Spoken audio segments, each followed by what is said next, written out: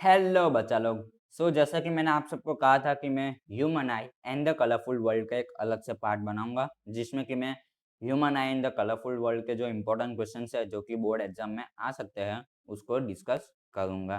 ठीक है, तो आज मैं वही पार्ट लेके आया हूँ। ये है human I and the colourful world का पार्ट 3, जिसमें कि हम इम्पोर्टेंट क्वेश्चंस के बारे में डिस्कस करेंगे जो कि एग्जाम में आ सकते हैं। ठीक है, और this is JSON education, my self Bhagat Parekh. So without wasting your time, let's get started.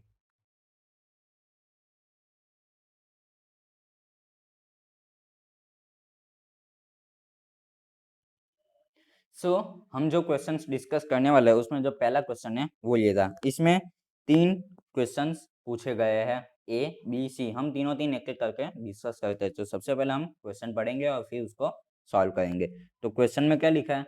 A 14-year-old student is not able to see clearly the questions written on the blackboard placed at a 5 metre of distance from him. ठीक है, ये हमें पूछा गया है। इसमें मैं एक अच्छा सा डायग्राम बना लेता हूँ, जिसमें एक क्यूट सा लड़का खड़ा है और उसके सामने एक ब्लैक बोर्ड है। ठीक है, और इन दोनों के बीच में जो डिफरेंस है वो 5 मीटर है। ठीक है, ये मैंने एक डायग्राम बना लिया। तो हमें इनके जो क्वेश्चंस है उसका आंसर देना होगा। हम पहला क्वेश्चन पढ़ते हैं। A, name the defect of vision he is suffering from. यानी कि उसको कौन सी बीमारी है। हमने 3 बीमारी देखी थी, मायोपिया, हाइपरमेट्रोपिया और प्रेस बायोपिया। लेकिन प्रेस बायोपिया जल्दी पूछी नहीं जाती, वो बहुत ही रेयरली पूछी जाती है। और एग्जाम में भी, बोर्ड के एग्जाम में भी प्रेस बायोपिया नहीं आएगा, वो सिर्फ आपको पढ़ने के लिए ही था। ये इसको मायोपिया है कि हाइपरमेट्रोपिया है वो हमें बताना है। ठीक है, सो इसमें बोला गया है कि उसको 5 मीटर की जो 5 मीटर दूर जो ब्लैक बोर्ड है वो उसको दिखाई नहीं देता। ठीक है, तो ऑब्वियसली उसको दूर की चीजें दिखाई नहीं देती, यानी कि उसको मायोपिया है। तो जो फर्स्ट क्वेश्चन है उसका आंसर है मायोपिया।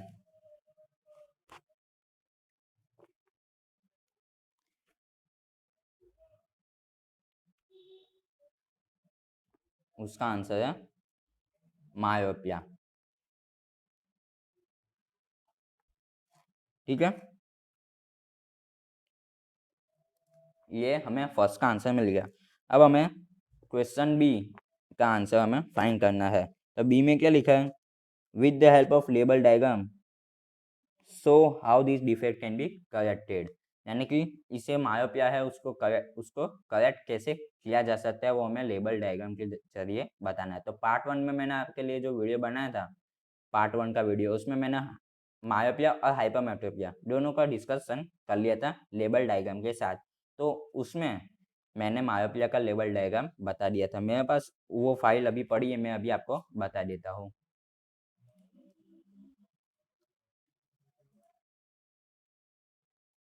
ये रहा वो फाइल। ठीक है, इसमें आप देख सकते हो कि ये मायोपिया, इसमें 3 डायग्राम्स है। पहले में एकदम परफेक्ट है, उसके बाद वो प्रॉब्लम कैसे होती है वो बताया, और तीसरे में करेक्शन बताया, जिसमें यहाँ पे बीच में एक कॉन्केव लेंस लगा दिया है। ठीक है, तो वही सेम टू सेम डायग्राम आपको ड्रॉ करना होगा। उसमें से आपको सिर्फ सेकेंड और थर्ड ये 2 डायग्राम ही ड्रॉ करने होंगे, फर्स्ट की कोई ज़रूरत नहीं है। ठीक है, तो इसमें बी का आंसर भी आ गया। ठीक है,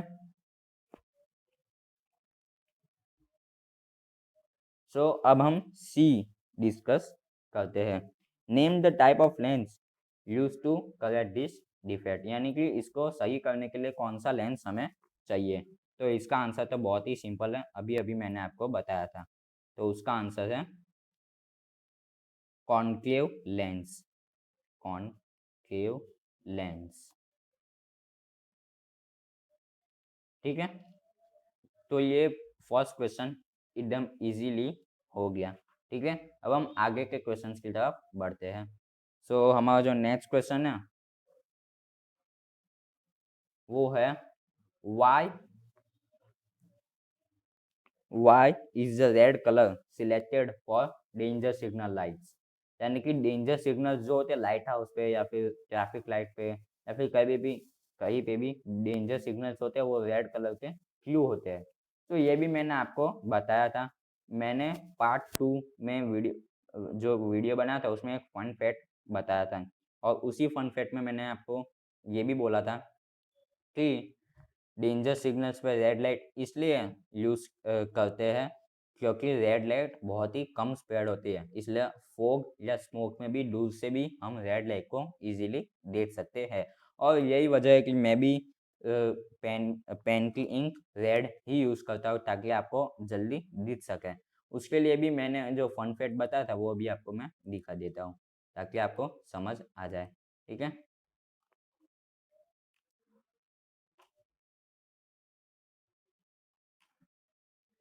सो ये रहा फन फैक्ट जो मैं आपको बता रहा था। यहाँ पे लिखा ही है,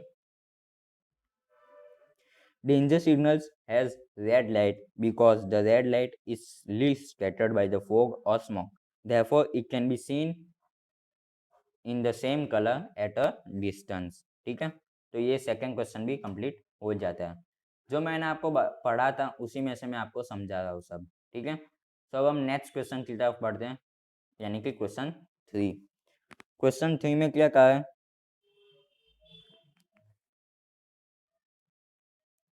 क्वेश्चन 3 में कहा है study the diagram given below and answer the question. ठीक है, तो यहाँ पे एक हमें डायग्राम बताया है। सो इस डायग्राम को देख के हमें ये 3 क्वेश्चंस यानी कि ए, बी और सी इन तीनों का आंसर देना होगा। ठीक है, तो सबसे पहले हम ए डिस्कस करते हैं। सो ए में बोला गया है, पूछा गया है कि which defect of vision is represented in the case, give reason for your answer.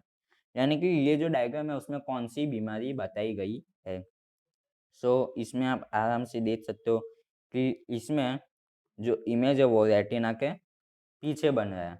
इसमें इमेज रेटिना के पीछे बन रहा है, और ये सिर्फ ऐसी कंडीशन सिर्फ एक ही बीमारी में आ सकती है और उसका नाम है हाइपरमेट्रोपिया।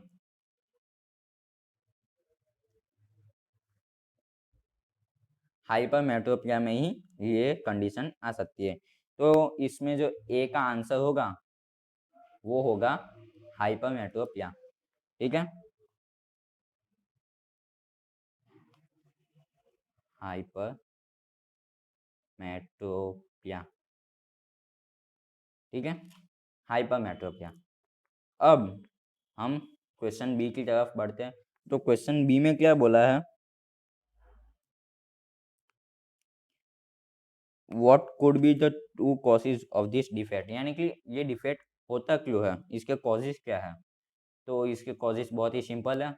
ये मैंने आपको बताया था कि हाइपरमेट्रोपिया मोस्टली एज हो जाने पे होता है, यानी कि एज जब ज़्यादा हो जाती है तब मसल्स सिलियरी मसल्स कमजोर कमजोर हो जाते हैं, जिससे कि ये डिफेक्ट आ सकता है। तो पहला रीज़न तो यही होगा, और दूसरा रीज़न होगा कि हम जब भी ज़्यादा ब्लू लाइट हमारी आंखों में ज़्यादा जाती है उसकी वजह से, ब्लू लाइट यानी कि जो लाइट लैपटॉप, टैबलेट, कंप्यूटर या फिर मोबाइल स्क्रीन से जो लाइट निकलती है वो लाइट का अमाउंट ज़्यादा हो जब हमारी आंखों में जाती है तब भी ये डिफेक्ट हो सकता है। अब जो नेक्स्ट क्वेश्चन है, question C, with the help of a diagram show how this defect can be corrected by the suitable lens.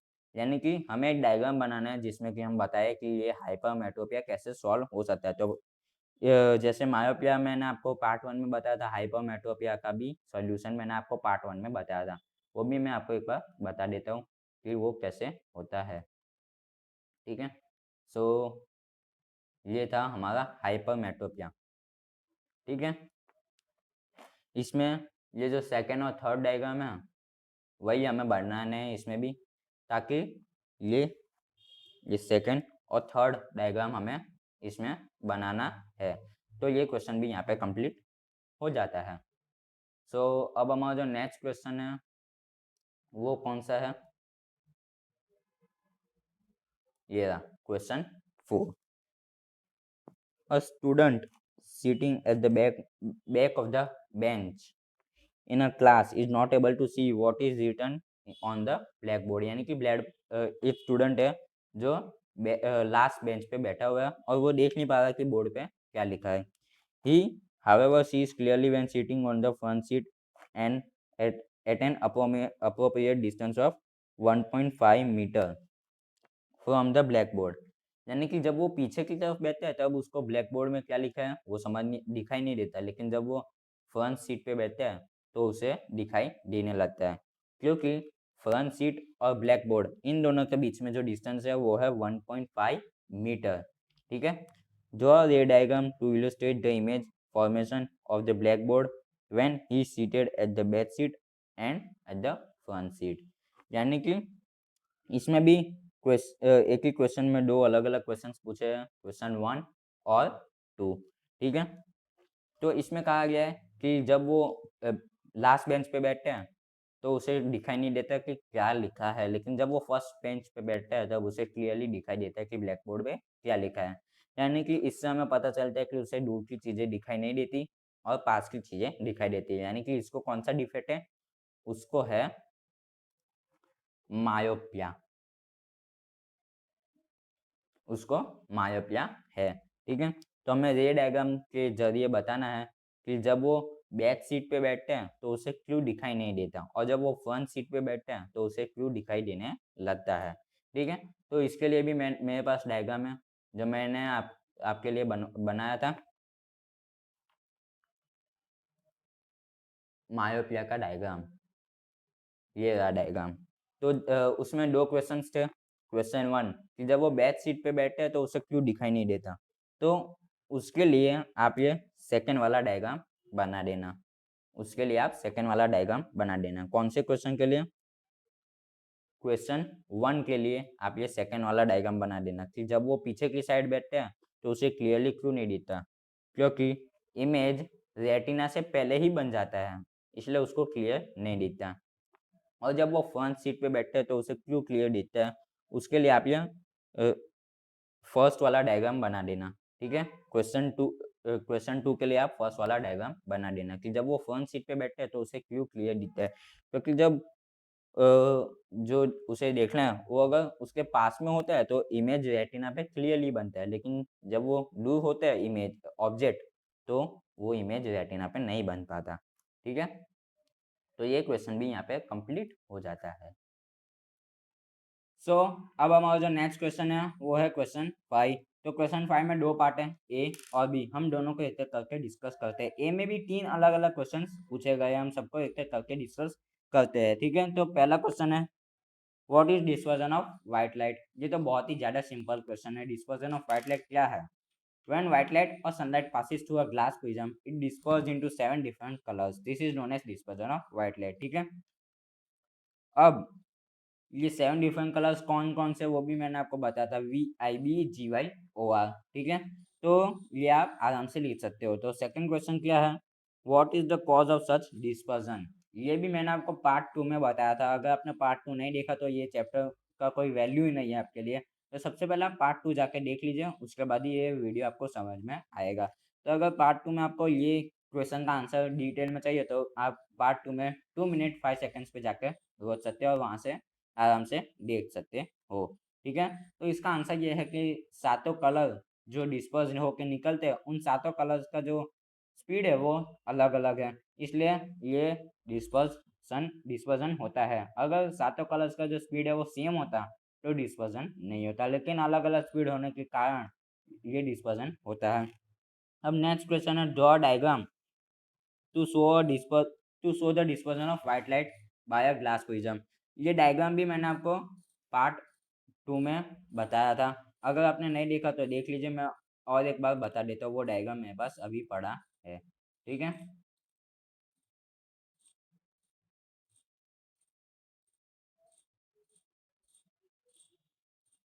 ये रहा वो डायग्राम। ठीक है। ये रहा वो डायग्राम। इसमें आपको है ना ये 7 जो कलर लिखे हैं वो आपको नहीं लिखने हैं, आपको सिर्फ यही बताना है कि यहाँ से व्हाइट लाइट जा रही है, यहाँ पे डिस्पर्जन हो रहा है और उसमें से 7 डिफरेंट कलर्स निकल रहे हैं, बस इतना ही आपको बताना है। ठीक है, तो क्वेश्चन 5 का ए यहाँ पे कंप्लीट हो जाता है। अब क्वेश्चन 5 का जो बी है वो थोड़ा सा इम्पोर्टेंट भी और लॉजिकल भी है, इसलिए थोड़ा सा हार्ड लग सकता है, ध्यान से सुनना।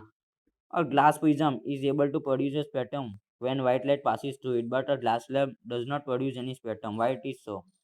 यानी कि जब व्हाइट लाइट प्रिज्म से निकलती है तो वो स्पेक्ट्रम प्रोड्यूस करती है। स्पेक्ट्रम यानी कि बंच ऑफ 7 कलर्स। ठीक है, तो जब व्हाइट लाइट प्रिज्म में से पास होती है तो स्पेक्ट्रम प्रोड्यूस करती है, लेकिन रेक्टेंगुलर ग्लास स्लैब में ऐसा कुछ नहीं होता, व्हाइट लाइट ही जाती है और व्हाइट लाइट ही बाहर आती है। ऐसा क्यों?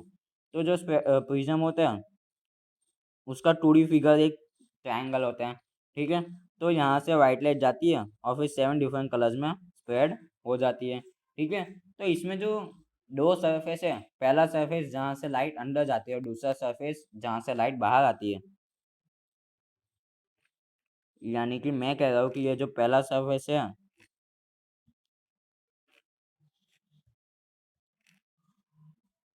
ये ट्रायंगल में, ये जो पहला सरफेस है जहाँ से लाइट अंदर जाती है और ये जो दूसरा सरफेस है जहाँ से लाइट बाहर आती है, वो दोनों एक दूसरे के साथ कनेक्टेड है, इंक्लाइंड है, इसलिए ये पॉसिबल होता है। लेकिन रेक्टेंगुलर ग्लास स्लैब में ऐसा नहीं होता। रेक्टेंगुलर ग्लास स्लैब में क्या होता है, इसमें जो दो सरफेसिस है जहाँ से लाइट अंदर आती है और जहाँ से लाइट बाहर जाती है, ये सरफेस में लाइट, ये सरफेस से लाइट अंदर आती है और ये सरफेस से लाइट बाहर जाती है, तो ये दोनों सरफेस एक दूसरे के साथ कनेक्टेड या इंक्लाइन नहीं है, ये दोनों एक दूसरे के पैरेलल है, इसलिए ये पॉसिबल नहीं है। अगर आपको और इजी तरीके से समझना है तो आप ऐसा समझ लीजिए,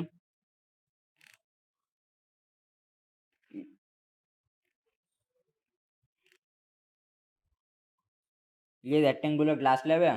ये रेक्टेंगुलर ग्लास स्लैब पार्ट 2 में हमने पढ़ा था कि अगर हम दो प्रिज्म को एक दूसरे के साथ इन्वर्टेड पोजीशन में रखें तो वो व्हाइट लाइट ही वापस बाहर आती है। क्यों? क्योंकि व्हाइट लाइट अंदर जाती है, एक प्रिज्म से जाती है और डिस्पर्जन होकर 7 कलर्स बनते हैं, लेकिन जब वो 7 कलर्स दूसरे प्रिज्म में जाते हैं तो वापस व्हाइट लाइट फॉर्म हो जाती है। ठीक है, ये मैंने आपको बताया था। तो ये जो रेक्टेंगुलर ग्लास स्लैब है वो भी दो प्रिज्म की तरह ही है। ठीक है, इसमें मैं एक डायग्राम आपको बना के दिखा देता हूँ। ठीक है, ये दो प्रिज्म है। ये रेक्टेंगुलर ग्लास स्लैब दो प्रिज्म के बराबर ही होता है। ठीक है, इसलिए इसमें भी डिस्पर्जन नहीं होता, व्हाइट लाइट ही अंदर जाती है, व्हाइट लाइट की बाहर आती है।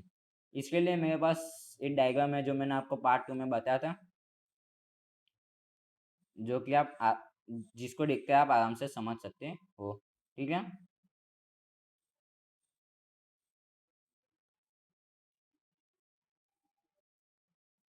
ये रहा वो डायग्राम। ठीक है, तो यहाँ पे जो दो सरफेस है, यहाँ से लाइट अंदर आती है, तो यहाँ पे जो दो सरफेस है, ये पहला सरफेस जहाँ से लाइट अंदर जाती है, ये जो दूसरा सरफेस जहाँ से लाइट बाहर आती है, वो दोनों एक दूसरे के पैरेलल है, इसलिए डिस्पर्जन नहीं होता। यानी कि बीच में डिस्पर्जन होता है, फिर वापस व्हाइट लाइट में ही कन्वर्जन हो जाता है। ठीक है, यही सेम रेक्टेंगुलर ग्लास स्लैब में भी होता है। ठीक है, तो यहाँ पे हमारा 5th क्वेश्चन जो है वो कंप्लीट हो जाता है। ठीक है, तो अब हम 6th क्वेश्चन या नेक्स्ट क्वेश्चन यानी कि 6th क्वेश्चन की तरफ बढ़ते हैं। सो अब जो हमारा नेक्स्ट क्वेश्चन है वो 6th क्वेश्चन है। A star appears slightly higher above than its actual position in the sky. Illustrate it with the help of a label diagram. ठीक है, ये भी मैंने आपको पार्ट 2 में समझाया, अगर आपको वो डिटेल में देख लें तो आप 7 मिनट 35 सेकेंड्स पे जाके देख सकते हो। ठीक है, इस टॉपिक का नाम है एटमॉस्फेरिक रिफ्रैक्शन। जो पार्ट 2 में मैंने जो लेबल डायग्राम आपको बताया था वही लेबल डायग्राम से मैं आपको और एक बार समझा देता हूँ। ठीक है, इस टॉपिक का नाम है atmospheric refraction. Star appear higher than they actually are. ठीक है, इसमें क्या होता है कि ये अर्थ का सरफेस है, यहाँ पे अर्थ के सरफेस के ऊपर स्टार है एक। ठीक है, और अंदर बहुत सारी लेयर्स है एटमॉस्फेयर के, और उसके नीचे हम हैं। तो एटमॉस्फेयर के अलग अलग लेयर्स के जो डेंसिटी होती है, रिफ्रैक्टिव इंडेक्स, वो अलग अलग होता है, जिससे कि स्टार में से जो लाइट आती है वो थोड़ी बेंड होके आती है रिफ्रैक्शन की वजह से। ठीक है, इसलिए हमें स्टार थोड़ा सा ऊपर में दिखाई देता है। ये मैंने आपको पार्ट 2 में डिटेल में बताया, ये तो मैं ऊपर-ऊपर से आपको समझा रहा हूँ, ठीक है। तो ये बहुत ही ईज़ी क्वेश्चन था, ठीक है? तो क्वेश्चन 6 भी यहाँ पे कंप्लीट हो जाता है और ये हमारा लास्ट क्वेश्चन है। तो सर आप बोलोगे सर ये लास्ट क्वेश्चन क्यों? इतने क्वेश्चन क्यों करवाने हैं? क्योंकि इस चैप्टर का इतना वेटेज है ही नहीं एग्ज़ाम में। मोस्टली एक क्वेश्चन आता है एग्ज़ाम में इस चैप्टर से, लेकिन वो एक क्वेश्चन 2 या 3 मार्क का होता है और टॉपर्स के लिए वो 2 या 3 मार्क भी बहुत ही ज़्यादा इम्पोर्टेंट होते हैं। उनके लिए तो 1-1 मार्क इम्पोर्टेंट होता है, इसलिए ये भी पढ़ना पड़ेगा, ठीक है? तो ये जो 6 क्वेश्चन कर रहा है, उनके अलावा अगर आपको थोड़ी-सी और प्रैक्टिस करनी है, तो मायोपिया, हाइपरमेट्रोपिया, डिस्पर्सन और ये एटमॉस्फेरिक रिफ्लेक्शन, इस 4 कॉन्सेप्ट को आप एक बार पढ़ के समझ लीजिए। क्योंकि अभी तक जितने भी क्वेश्चन्स हैं, वो इन्हीं 4 टॉपिक से आए हैं, उसके अलावा कोई टॉपिक है ही नहीं, ठीक है? तो ये चैप्टर यहाँ पे खत्म होता है और ये वीडियो भी यहाँ पे कंप्लीट होता है। अगर वीडियो पसंद आया तो वीडियो को लाइक कीजिएगा और इस वीडियो को जितना हो सके उतना शेयर कीजिए, क्योंकि यह वीडियो जिसको भी मिलेगा उसको बहुत ही काम आएगा। और मेरे चैनल को सब्सक्राइब करना मत भूलिएगा, ताकि मैं जब भी नेक्स्ट चैप्टर का कोई भी चैप्टर का वीडियो डालूँ तो आपको सबसे पहले मिले। और थैंक्स फॉर वॉचिंग।